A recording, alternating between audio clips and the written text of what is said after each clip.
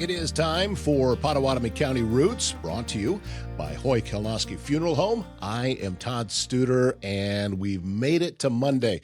It was a busy weekend, and we're going to bring you some clips. Coming up today, I was out at the Council Bluffs Airport, and there was a fly-in breakfast, and we're going to tell you all about it. Had a chance to meet a lot of new people, talked with the assistant manager at the airport, and also talked with someone from Children's Hospital because there's a new collaboration and partnership going on with the Council Bluffs Airport and with Children's Nebraska. So we're going to learn about that coming up today. Also, one of our favorite rodeoers competed in steer wrestling at not only in Carson, but also in Sydney. And, well, I tell you what, let's take a look at this ride in Sydney for Joe Bush of Neola. So you take a look. He got off his horse very well and brought that steer down in 4.4 seconds. That was enough to win it. And congratulations, Joe, on a great ride and great competition. Very, very happy for you. And also congratulations to everyone, all the competitors and winners in both Sydney and in Carson. All right, we're going to take a break here. And when we come back, we are going to be talking with some folks at the Council Bluffs Airport at an event, a fly-in that happened this past Saturday. So that's coming up right after this on Pottawattamie County Routes, presented by Hoy-Kilnoski Funeral Home. Finding the right care for a loved one can feel overwhelming. Assisted Living Locators is here to help. Jean Bonker brings more than 30 years of experience serving families and has personally navigated the challenges of elder care. She understands the questions, the emotions, and the weight of these decisions. Jean becomes your advocate, guiding you through options with clarity, compassion, and personal support every step of the way. Call Assisted Living Locators at 402-690-5467 and move forward with confidence. Primrose Retirement Community in Council Bluffs believes home should be a place of comfort, connection, and care. From personalized support to engaging daily activities, everything they do is designed to help residents live fully and confidently. At Primrose, that's their priority, to put the quality of their residents' care and daily needs at the top of their list each day and every day. It's not just about where you live, it's about how you live.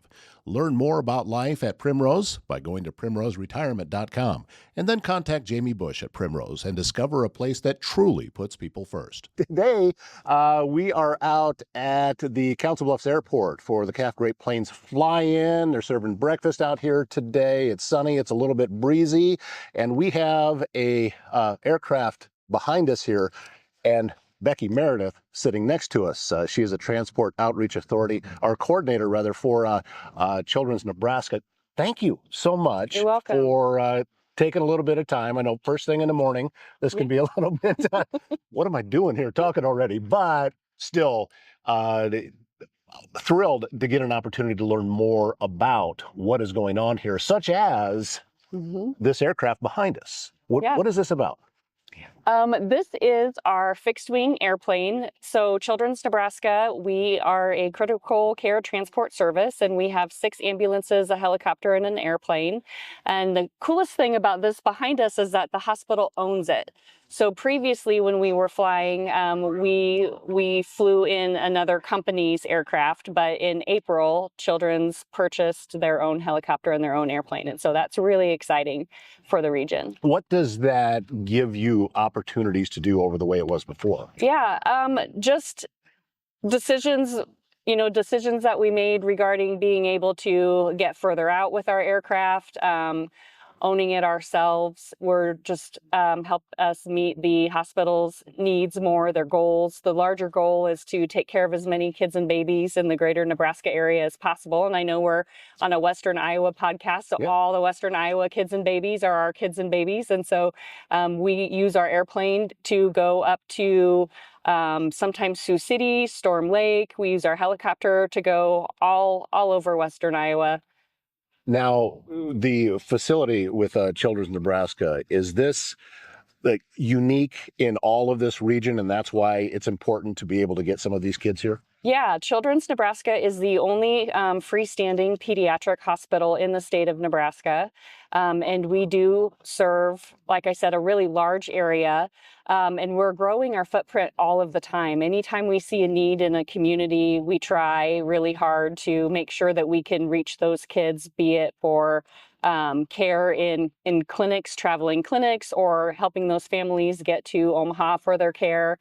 And then as far as our aircraft goes, we bring hospital care to the child rather than the child having to come with another service to Omaha. Now, correct me if I'm wrong, because I've been talking with Forrest Jameson, who's very involved out here, that one of the reasons with the partnership with the Council Bluffs Airport is you got to have a place to put this thing. Yeah. When you land it. Yeah. So that's the point to this, right? Mm-hmm. That is one of the points. We want to highlight our relationship with the Council Bluffs Airport. We have a temporary hangar here where we're keeping our aircraft and where it gets worked on. That's what Forrest does, is manages all of that, and he is so passionate about that, and just really feels like that's one of his callings, to keep these running so that we can go out and get our kids. But we are in the process of drawing up plans for a more permanent hangar with room for growth. We plan to continue to grow our services because there's still a need. How long did it take from the time that said, okay, we know that we are going to get this aircraft, until you actually had it and you had eyes on it? How long of a process was that? I would have to confirm with Forrest, but several months. Yeah, we knew that we were going to be purchasing our own aircraft probably a year or so before they showed up. That is ambitious, isn't it? I mean, it had to have been an ambitious plan, and said, okay, we really need to take things to the next step and move past farming this out or getting contracts to have other organizations take care of that. Yeah, it was certainly a leap of faith for the hospital board and administration to decide that Children's wanted to own its own aircraft. And every decision that Children's makes is for what the children and the kids need. And I think that's one of the reasons I've been there almost 29 years. And that's one of the reasons that I'm still there, is that when you understand the why, it can be very motivating and you can be very proud of that. I am wondering about the radius from, okay, we can do a helicopter for this radius versus, all right, we need to take a fixed wing out because we have farther. Where's that limit at? It kind of depends on weather, but in general, our helicopter will do 120 to 150-ish miles. The new helicopter that we have is larger than the one that we used to fly in, and so that does let us get further on a single tank of fuel, which has been really beneficial because of the large geographical region that we serve. And then our airplane, we can go anywhere. We have been in almost all of the 48 states. Really? Yes.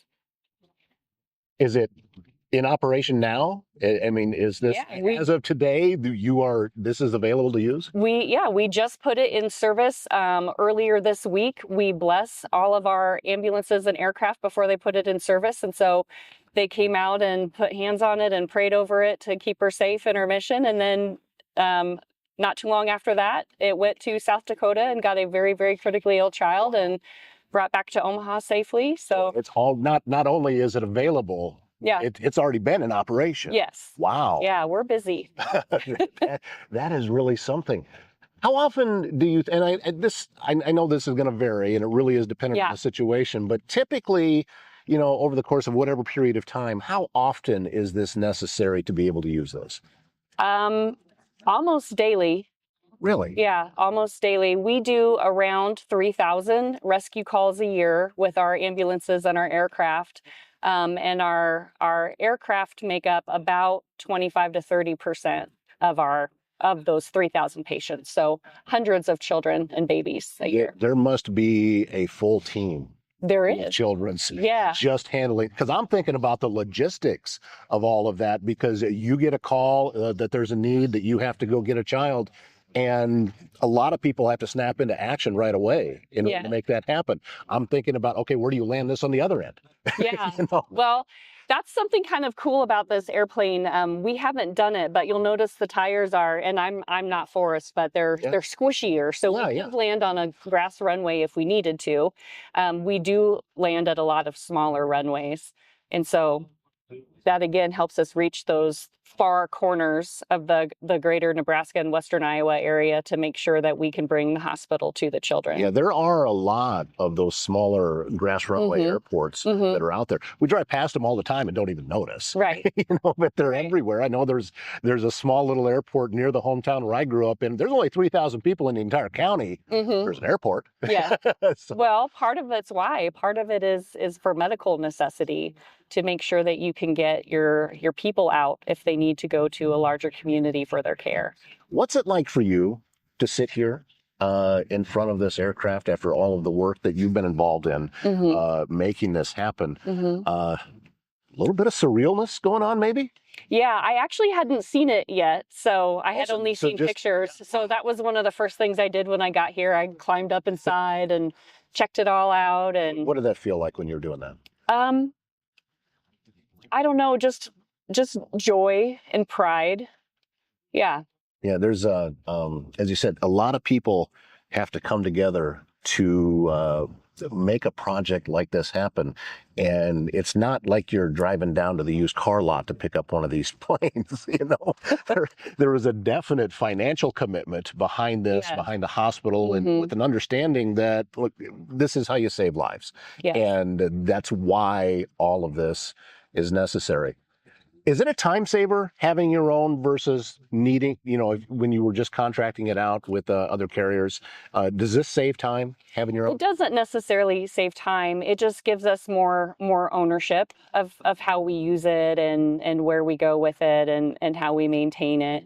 Yeah, I was something that popped into my head was, well, whoever it is that you're calling, they have to be available.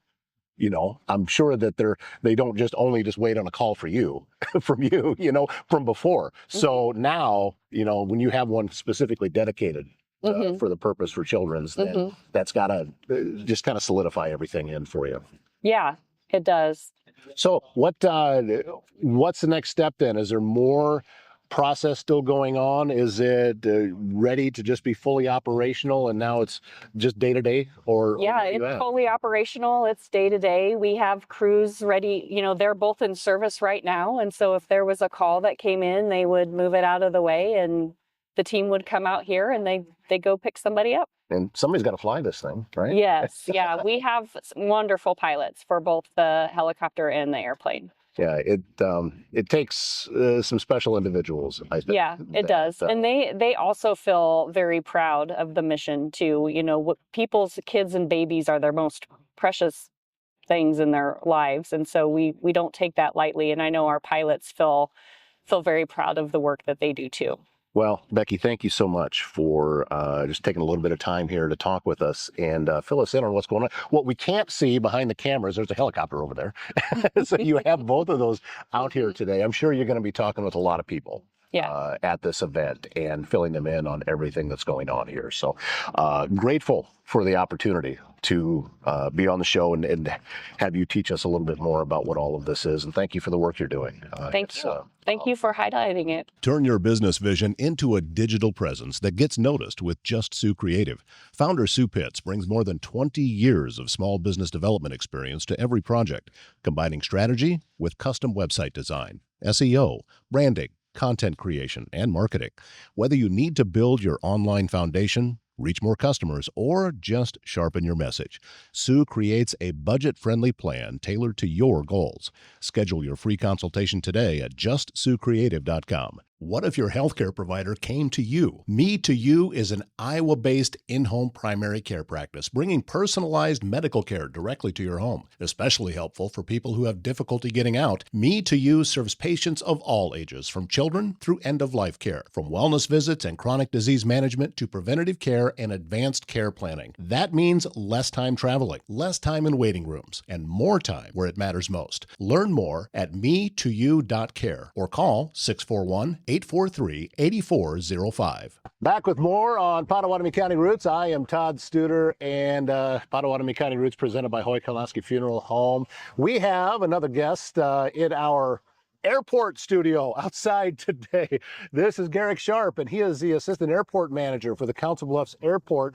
Good to see you. Thank you so much for having me. having this event out here.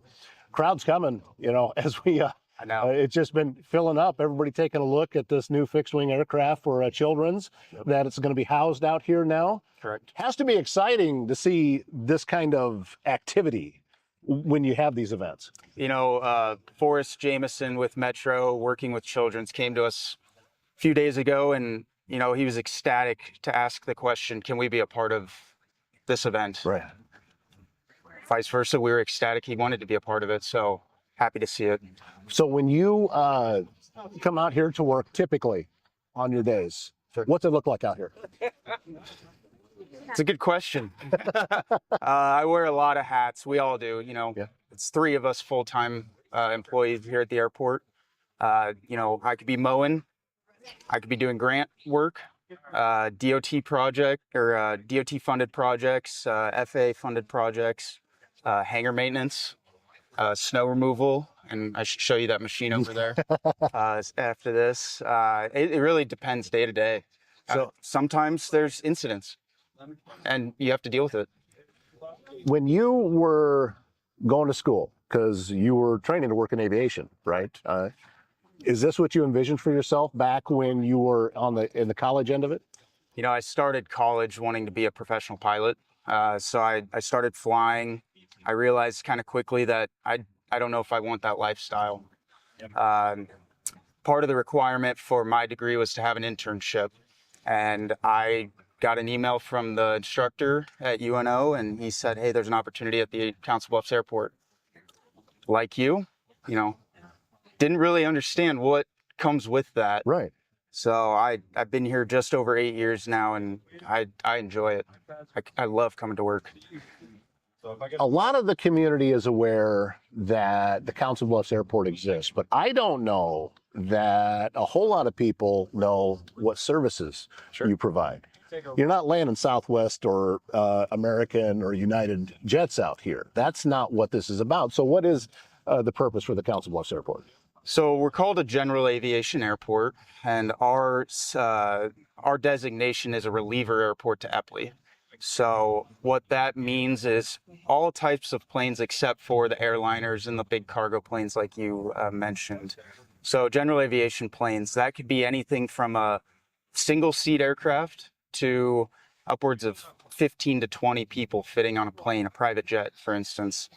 Have a good one. The Rev Aviation here at the airport, they drive a lot of the community engagement as well at the airport for flight training.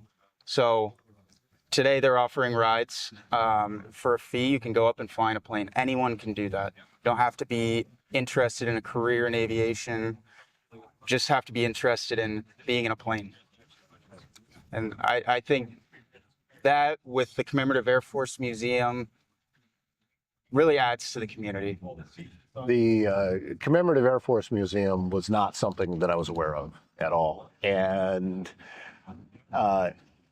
it's one of the times that my grandfather passed away 10 years ago. He was a mechanic with the Air Force in World War II, stationed in Italy. And I just think, man, this would have been something that he would have loved to be able to see that. And that particular generation, we have so few of them left, but I think it's important to maintain that and to be able to have that available to people. Oh, I agree. And one other thing that I do on a continual basis is school groups or community outreach centers that bring groups of people to the airport. This is the number one stop I go to, and I learn something every single time. And I've done it dozens and dozens and dozens of times. So it truly is great. Well, you have there are events throughout the year going on out here at the airport, and I think the crowd that we're seeing today on a Saturday is indicative of people do appreciate. And I think we just need to let more folks know about this. So if people just are curious, is there a website you send them to? How do people learn more about what's going on here at the airport? So usually when we have events like this, I'll put it on our website, cbairport.com. So this event is listed on there. Our new FBO, Apex Aero Center, which provides the fueling and the ground handling services and anything else that you would have if you flew into an airport for the first time. They like to do the community outreach stuff as well at their other locations. So we're working together with their general manager, trying to figure out how can we get more of these events. But they also advertise those as well on their website, which is Apex Aero Center. I did a little bit of research before coming out here, and this really the first time that I jumped online to take a look. Okay, what's going on at the Council Bluffs Airport? Number one, you are busier, way busier than I had any idea. How many flights do you have coming in and out here a day? So we have a tracker in my office that tracks the counts based off of audio communications. So we're untowered or non-towered airport. So everyone that's flying in and out talks to each other to let them know where they're at. Well, this counter tracks those communications. We could be anywhere between 60,000 to 100,000 operations a year, which, to put that in perspective, that's one of the busiest airports between Iowa and Nebraska. You know, Epley is busier, Des Moines is busier, but you start branching out, we're one of the busiest. I had no idea. And typically with the traffic that you see coming in and out of here, is it corporations? Who is it that's actually using this? Because it's not commercial flights. No. So the main driver of the traffic on a day-to-day basis is the flight training, which is great. They have 30 to 40 aircraft that they could be flying at any given day. Corporations around Underwood, we have corporations that are basing aircraft here. There's individuals that have their own aircraft here. Omaha companies like to base their aircraft here. We're a very capable airport. We like to say we're one of the more capable airports as far as runway length goes, besides Epley. Well, you have a runway over 5,000 feet, don't you? 5,500. Wow.